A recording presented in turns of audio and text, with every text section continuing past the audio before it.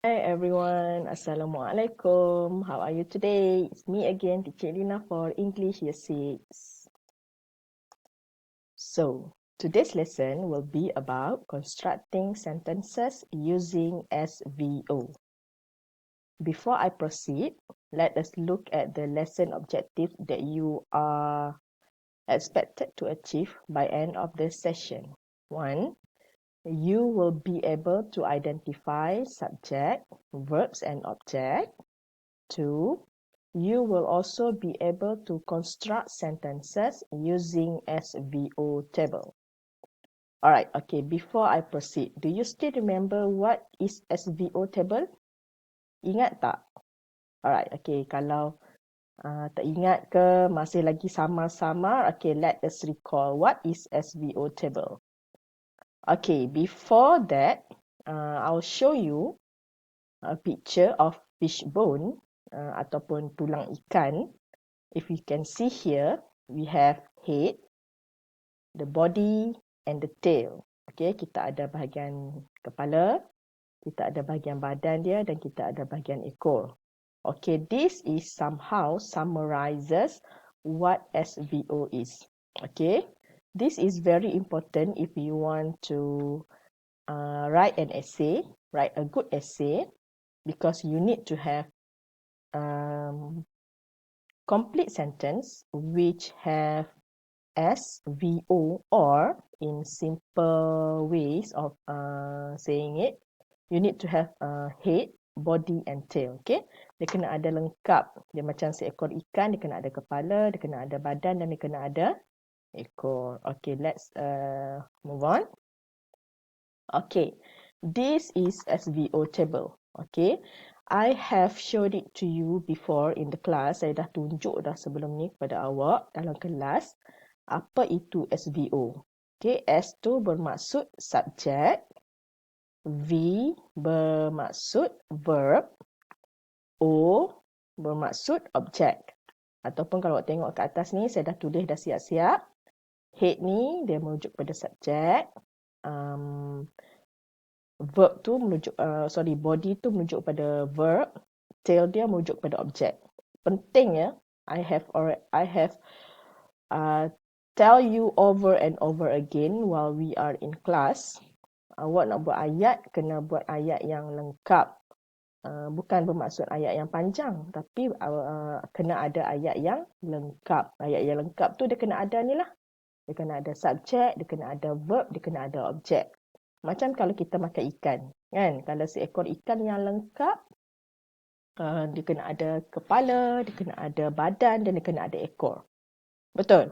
Kalau salah satu ni tak ada, kita kira sebagai ia tidak lengkap. Begitu juga bila awak nak buat ayat. Awak kena ada subjek, awak kena ada verb, awak kena ada objek. Okay, you remember now? Alright, okay, kalau awak ingat sekarang, okay, bagus. Okay, now. Subject. What is subject? Okay, subject refers to the question who.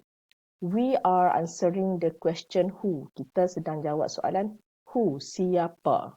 Okay, so subjek ni selalunya kita guna nama orang. Awak ingat lagi tak Shitawiti? Alright, okay, I will explain it to you in next slide. Okay, untuk sekarang ni, awak ingat saja subjek ni menjawab soalan who, siapa. Which mean to describe the people. Okay. Verb. Verb ni actually we answer the question of what and how. Bagaimana kita buat benda tu. Ataupun to describe the verb. Okay. And last but not least, we have object. Object ni dia menjawab soalan what, where or why. Selalunya dia describe the nouns. Okay.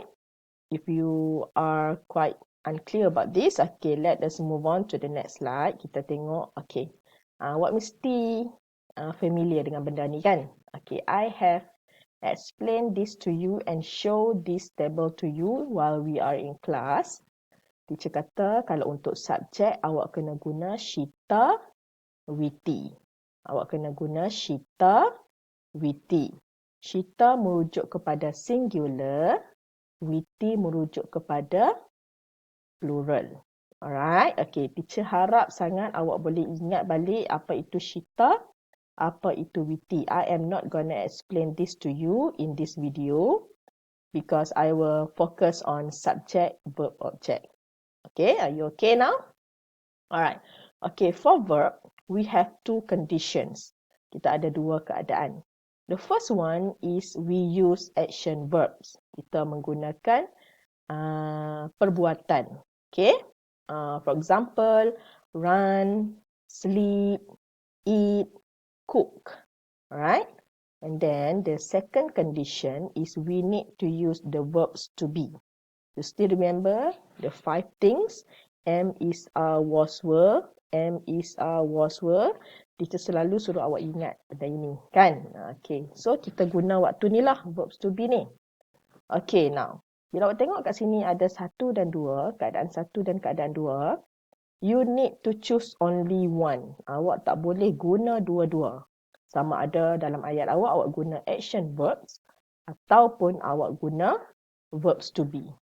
Mungkinlah dalam keadaan-keadaan tertentu kita guna dua-dua. Tapi kalau untuk selalunya, kita tak boleh guna kedua-dua keadaan ini. Alright? Okay, so objek ni teacher tinggalkan kosong. Sebab seperti yang awak tahu, objek ni adalah apa-apa ayat selepas daripada verb. Okay? Okay, so bila awak dah ada subjek, bila awak ada verb, bila awak ada objek dalam ayat awak, InsyaAllah ayat itu adalah ayat yang betul. Teacher selalu cakap kan, jangan kira untuk buat ayat yang panjang. Walaupun ayat pendek, tapi tak apa, kita buat ayat yang betul. Alright. Okay, let us look at the examples given here. Okay, I have put them according to colours. Kalau tengok kat sini, teacher dah tunjuk berdasarkan warna yang tadi kan, subjek, verb dan objek. Okay, so Nora reads a brochure about famous places in Perak. Okay, so Nora ni adalah subjek, orang, nama orang. Reads adalah verb, perbuatan. And a brochure about famous places in Perak, it answers the question of what, where, how, semualah, when. Okay, okay, number 2. Najmi and his family. The subject here is Najmi and his family leave, meninggalkan the hotel at 7 a.m. So, Najmi and his family is the subject, leave is the verb, and the hotel at 7 a.m. is the object. Alright, okay. And then, I drink 8 glasses of water every day. I is the subject, drink is the verb, and 8 glasses of water every day refers to the object. Alright? Are you clear now? Boleh nampak Alright, okay, good. Okay, ini teacher telah pecahkan mengikut kumpulan masing-masing. Subjek, verb dan objek. Okay, awak tengok dekat bahagian subjek. Semua tentang orang ataupun nama ataupun anything yang related dengan subjek lah. Okay, contoh macam kat sini Nora, Najmi and his family, and I. Okay, so kalau kat sini semua kita menggunakan the first condition. Kita menggunakan keadaan 1. Okay, kenapa keadaan 1? Sebab ini adalah action verb. Semua ini adalah action verb, perbuatan. Reads, live and drink. Kalau awak nak guna verbs to be pun boleh. Alright. And then object. Okay, semua yang selepas daripada verb. So, a brochure about famous places in Perak. It answers the question of where and what. Okay. Number 2 ni, the hotel at 7 a.m. It answers the question of where and when.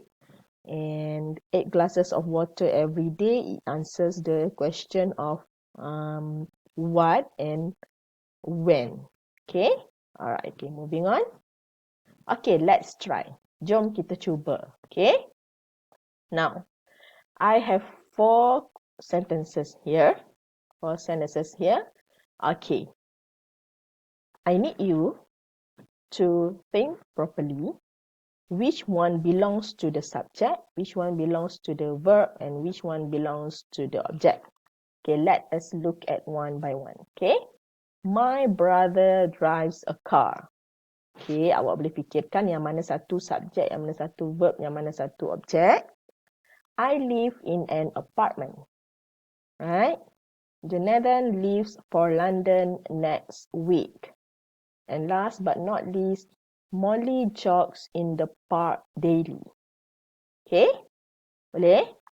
Alright, okay, let's move on to the next slide. Kita tengok apa jawapan dia.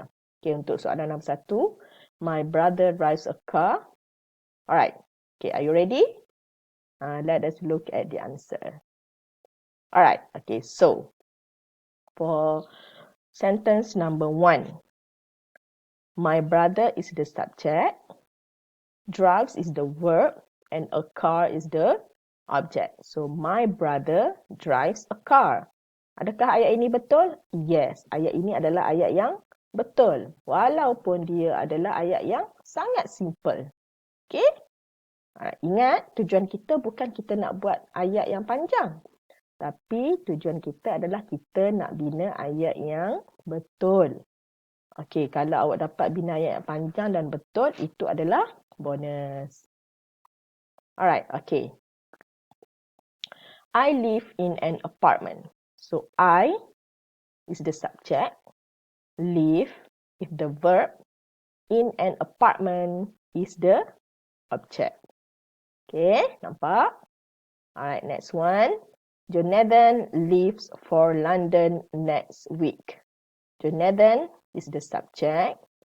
Leaves is the verb. And for London next week is the object. And last but not least, Molly jogs in the park daily.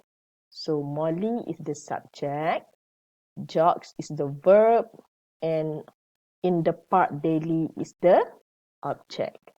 Okay, so awak boleh tengok kan macam mana cara kita nak jawab soalan-soalan ini, macam mana cara kita nak grupkan ayat-ayat perkataan-perkataan ini ke dalam grup yang sama. Alright, okay.